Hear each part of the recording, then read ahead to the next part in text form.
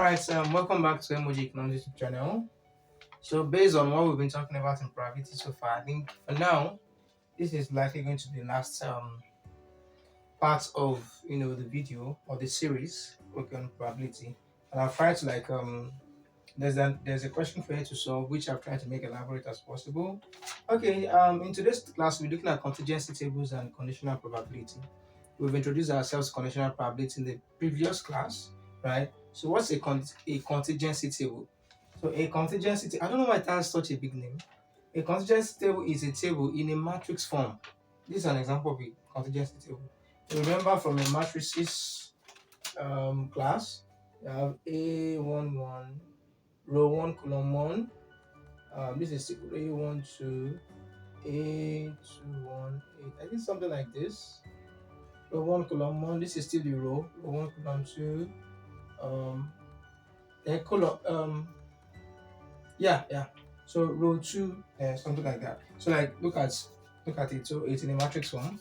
Okay, and it displays the multivariate frequency distribution of different variables. What does that mean? You have education level is a variable, living place is another variable. Then you have, they've been divided. They are categorical variables anyway, and you have their frequencies. They have frequencies of many, of the different categories of each of these variables. That's essentially what a contingency table is. So if you want to memorize the definition, then fine. If you want to come up with your own, it's okay. All right. Conditionality. So conditionality simply states that the probability of an event happening is not equal to the probability of that event happening given that another event has happened. All right. So it's simply conditionality is simply talking about dependent events. Okay, so the probability of event A happening, you know, is equal to the probability of that event happening given that the other event has happened. So, but for dependent event, like I said earlier, we are not going to be having equality to tell us that there's a form of dependence of one event on the other event. So, like there is a question here, and part of the questions we talk about, conditional probability, and then you see how it is being solved using a contingency table, how the question is being approached. All right. So the first question here says that okay, no, before we get there, I was on about this total here by myself. The question didn't come with total. Okay, so for city center here, cities people will live. This is living place. People will live in the city center and have low education. They are 296. That's the meaning. People who live in the city center and have medium education. They are 252 in number. People who live in the city center and have high education. They are 188 in number. So by the time I sum up everything here, everything is just telling me about people who live in the city center. So you have people we have 296, 2521, like just summing the whole thing up. Right, when you have suburbs, so people who live in the suburb areas and have low education, they are 367. People who live in the suburb areas and have medium education, they are 489 and whatever. So when I sum up everything together, I have the frequency of people who live in the suburbs. So some of them just happen to have medium education, some of them happen to have high education and low education, something like that. Okay, then that's not about that. So you just read the whole thing like that for the living place. So if you want to look at education level, so all of this column represents low education. So 296 people have low education and they're from city centers. 367 have low education and they're from the suburbs. 31 have low education and they're from the mid-sized city. Then 141 have low education and they are from the countryside. So by the time you add everything together, you're having a total number of people who have low education, regardless of wherever they're living. Do you understand? So here, all the people who live in the city center, regardless of the level of education that they have, so it is like that. So one thing that you should take note of is that when you add up all the rows, right, you should get the same figure as when you add up all the columns. Okay, so when we add everything here, we have 736. Add everything here, 1128. Add everything together here, 854. Add everything together here, you have 355. So when you add everything together, we have 3073. Okay, the same thing when we add people with low education, people with medium education, people with high education, regardless of wherever they are living. We have 1123, this plus this. When we add these three together, we get 3073. Right, so that's how your contingency table works. So now, how do we use contingency table to solve problems? So calculate the question now says that given this table, right, calculate the probability of someone living in the countryside. All right, so I'm going to erase this part for us to be solving this one after the other. All right, I rub off you think first have no space. So A, someone living in the countryside. So probability of I can just for countryside C. There is city center as well. I can just name it something else. Is remember your F over N. So what's the frequency of everyone living in the countryside? Everyone living in the countryside, you have 355. So you have 355 divided by then N represents the frequency of the whole thing sums together. 3073. 3073. And at the end of the day, when we do the decimal, when we solve it out, we have 0.12. So we have 0.1. So that's the probability of picking somebody that lives in the countryside. Okay? Irrespective of the person's level of education. The probability of picking somebody that lives in the countryside is 0.12. Now B says that what's the probability of picking someone who has high education? So these are all the people that have high education, 726. So probability of picking someone's higher education is simply 726, divided by the total as well, 3073, and that is okay. Hope you are verifying what I'm doing with your calculator. 0.24. Now see, what is the probability of someone living in the city center and who has a high education? So, like, how do you solve that? So, look at it. Someone living in the city center. Okay, all of these people are living in the city center, but the person also has a high education. So, city center, high education. This is where they are missing 188.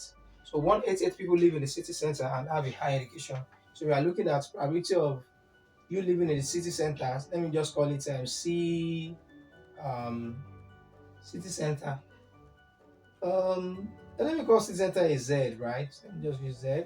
City center, and you have a high education. So Z intersection H. So this is where city center high education, they're missing at 188. So we have 188. That's the probability of picking somebody who is living in the city center and has a high education from all of this population. So 188 divided by 3073, and that should be giving us um 0.06. 0.06. Now this says what is the probability of okay, I use this column. I didn't want to write the whole thing again. So like the probability of someone living in the mid-sized city and above low education. Someone living in the mid-sized city. So this is the mid-sized city, right? But then this person is above low education. So how do you do that? So that means we are not just picking mid-sized city. We are not looking at low education. So we are looking at people in the mid from the yeah, trying to pick somebody from the mid-sized city who has a medium education or a high education. You understand? So we are not just picking this. We will just pick the total, but then it's already subtracted people with low education. So now we'll be looking at mid-sized city and medium education plus mid-sized city and higher education are divided by the total number of people. So probability of mid-sized city M with um, high or medium education, high or medium education,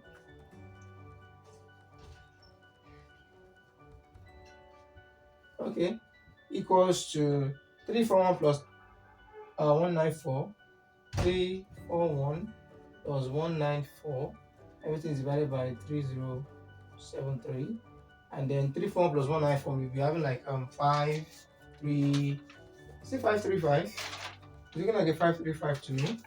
Okay, so we have 535 over 3073 still over the total. Okay, and then that gives us 0.17. So the probability of picking somebody from the mid-sized city who has above low education is 0.17. So you can say that it's a really simple thing, but then things are not simple when you don't know what to do. Things are only simple when you know what to do. Okay, so he says, what's the probability of picking someone who lives in the countryside, given that he has high education? Now, this is the conditional probability part.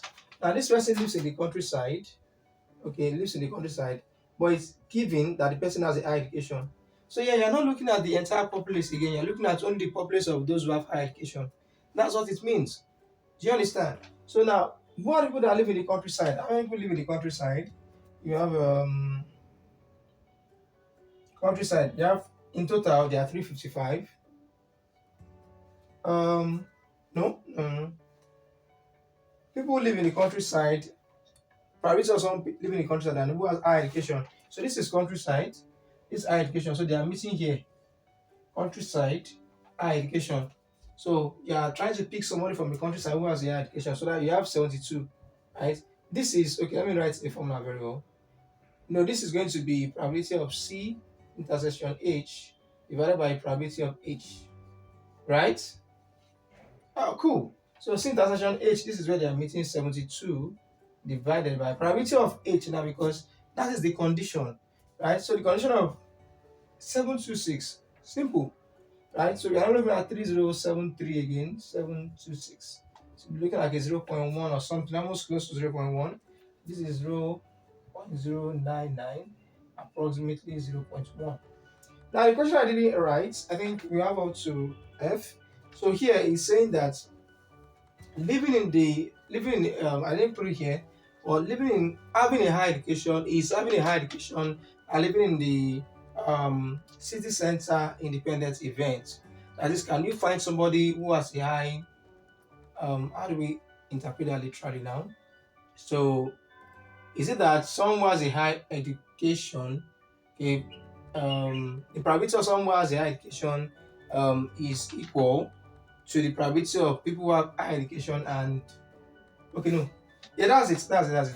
Probability of someone who has a high education, because we are looking at probability of high education given that the person lives in the city. Yeah, city center. City center. So is it that the probability of somebody who has a high education changes, right? If the person happens to be living in the city center or not. Okay. So probability of high education, which is PH, is it equal or not equal to the probability of C intersection H, then given that given the probability given how do I think I'm confusing myself. So let me just write it out. So what I mean is, so at this independent event, P is P living in the P having a high education, is P having a high education same as P having a high education and then condition on living in the city center. Like, does this have an effect on the probability of you finding somebody with a high education? So the probability of someone with a high education, we already solved that. We have 0.24. Now let's go and look for the probability of someone who has a high education and is from the city center. So okay, so we have probability of city center friends and high education. So let's see if it has any impact. All right. So the formula for this, I like that. I like that you're already telling me. That's so nice. That's so nice. It means you're following. P H intersection C divided by P of C. Right? So where do you have high education intersection city center? High education intersection city center. So high education here, then city center here. 188, right? High education city center. So you have 188 divided by the probability of you being from a city center is 736. Okay, so the probability of high education and being from a city center is 188, and the probability of city center itself is just one of the thing. There are 736 people from city center. So now let's see if 188 over 736 is going to be equal to the probability of high education, which is 0.24. So I believe you've done that. So you have 0.255, which is approximately 0.26. So let me quickly correct something. We use Z to represent city center here. So let me just change this to Z, Z, Z, Z, Z. Okay. So when we look at it, probability of have we done probability of Z at all? Okay, probability of being from the city center, that's We've not done it. 736 divided by 3073. Okay, let's just quickly do that. Let's just quickly do that. P of Z.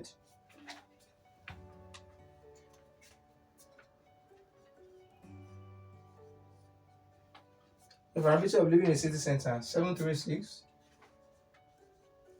divided by 3073 equals. Alright, made a little mistake here. So this is probability of we are taking the probability of having a high education. Probability of having a high education is equals probability of having a high education, then and the condition on you coming from the city center. This is high education condition on you coming from the city center. So we have H intersection Z and probability of Z. That's how I've got H intersection Z 188. Then divided by the probability of Z city center 736. So now probability of you come from the city center is 736, all right, and divided by 3073. And by the time you calculate that, you'll be having 0.2395 whatever. Okay,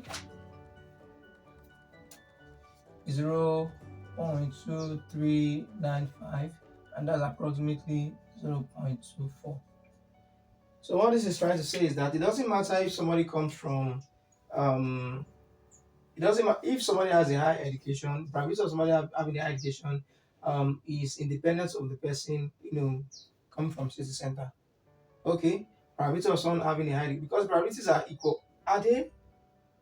Oh, no, no, no, no, they are not. They are not. Sorry, sorry, sorry. I thought this was 0.24. Since this is 0.2 and that's 0.24, so they are not equal, right? So these are dependent events, which is trying to tell us that the probability of, someone having a high education, right, has a relationship with the probability of the person coming from a city center. Do you understand? So like, it's just trying to tell you that the probability of having a high education is kind of, dependent on where you're living. That's just what it means. Okay, the probability of having a high education is dependent on where you are living. Okay, because probability of having a high education alone is not equal to the probability of having a high education conditioned on whether you are from the city center or whatever. So now, because these things are not equal, that's going to be our conclusion. And the probability of having a high education is dependent on the living place. It's dependent on whether the person is from city center or not. So basically speaking, I can just say that is dependent on where the person is living. Okay. And then if you look at it in real life, I think that's also true. Probability of being in the city, in a remote area, in the suburb, etc. Okay, the probability of having a high education coming from those different places, they are going to kind of change. They should vary, right? So that's it. That's it. We've come to the end of the question. Sorry, I couldn't write question F here because there was no space. But from our discussion, you already understand what question F means. All right. So in case you are given something like this in the future, you know what to do about it. Next thing is for us to write your assignments. You have the table, and then you have to work with it. SSA is an acronym for South Asia. Is that South Asia, Sub-Saharan Africa? Then A is an acronym for America. SA is South Asia. Then Middle East and North Africa is MENA. Then Europe and the Pacific or something like that is EAP. So when you go to the question, you're going to know what the acronym. You're going to know the acronyms that you're supposed to use, to do the assignments. So with this, I think for now we come to the end of this particular series. Thank you very much. See you next time.